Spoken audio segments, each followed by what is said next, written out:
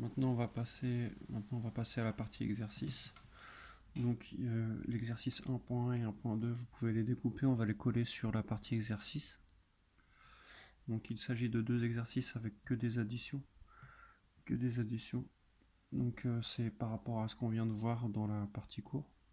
Mais vous voyez que les nombres choisis, quand même, sont un peu grands.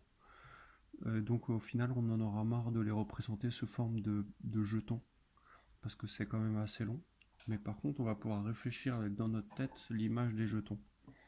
À chaque fois, on se posera deux questions. À chaque fois, qui gagne? Plus ou moins? Est-ce que c'est les jetons plus qui gagnent ou les jetons moins? Et combien reste-t-il de survivants? Donc pour le A, vous avez plus 7 et moins 12 qui partent en bataille.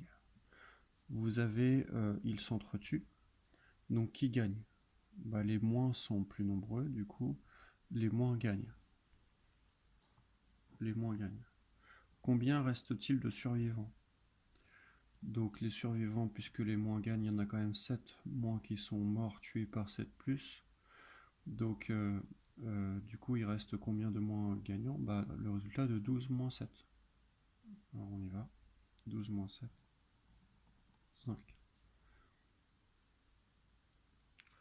Pour le B, pareil. Qui gagne? Les plus sont plus nombreux. Ils gagnent. Combien reste-t-il de survivants plus? Les survivants plus sont pareils. 12 moins 7. 5. Le C. Qui gagne? Il n'y a que des moins. Il n'y a pas de bataille. C'est moins. Personne ne meurt. Du coup, il reste 7 et 12. 19. D. Qui gagne? Il n'y a que des plus. C'est plus. Combien reste-t-il de survivants plus? 19. E. Qui gagne? Les plus sont plus nombreux. Combien reste-t-il de survivants? 5. 12 moins 7. 5. On passe au F. Qui gagne? Les moins sont plus nombreux. Combien reste-t-il de survivants? 12 moins 7. 5. G. Qui gagne? Il n'y a que des moins. C'est moins. Combien reste-t-il de survivants? Combien reste-t-il de survivants? 19. Et le H. Qui gagne? Plus. Combien reste-t-il de survivants? 19. 12 et 10 et 7. Personne ne meurt. Donc ça, c'était pour l'exercice 1. On passe à l'exercice 2 qui est un peu plus varié. Et on va réfléchir de la même façon. Pour l'exercice 2, le A. Qui gagne? Les plus sont plus nombreux, donc c'est plus qui gagne. Combien reste-t-il de survivants?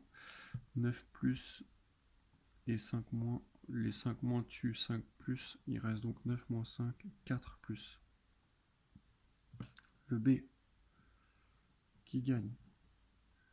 Les plus sont plus nombreux. Combien reste-t-il de survivants? 10 moins 4 plus qui ont été tués par les moins. 6. Le C. Qui gagne? Moins. Combien reste-t-il de survivants? Il n'y a que des moins, donc ils s'accumulent les uns avec les autres. D. Qui gagne? Moins. Combien reste-t-il de survivants? 16. E. Qui gagne? Qui gagne ici, plus ou moins. Donc là, quand c'est le même nombre ici, il n'y a pas d'équipe qui gagne plus que l'autre. Tous les deux meurent. Donc en fait, c'est 0. Et 0, c'est le seul nombre qui est en même temps positif et négatif. On l'avait vu dans le chapitre sur les nombres relatifs, partie 1. F, pareil, on a le même nombre de plus et de moins. Donc il n'y a pas vraiment de survivants. Vous avez le droit de mettre plus ou moins 0. Mais il faut choisir quoi qu'il arrive. Donc ici, on va faire un choix. Je vais mettre 0 et je mets rien du tout, pas de signe. F, je mets 0 et je mets rien du tout, pas de signe. G. Qui gagne? Les moins, ils sont plus nombreux. Combien reste-t-il de survivants? 6. H, je vais le faire à droite. Qui gagne dans le H? Les moins. Combien reste-t-il de survivants? 4.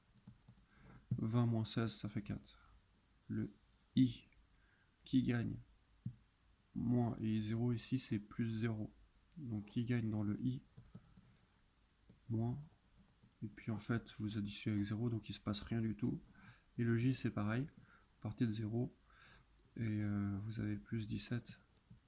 Il n'y a pas de guerre du tout. Il ne se passe rien dans cette partie. Voilà, la fin de la première partie. Maintenant, on va commencer à travailler avec des nombres décimaux.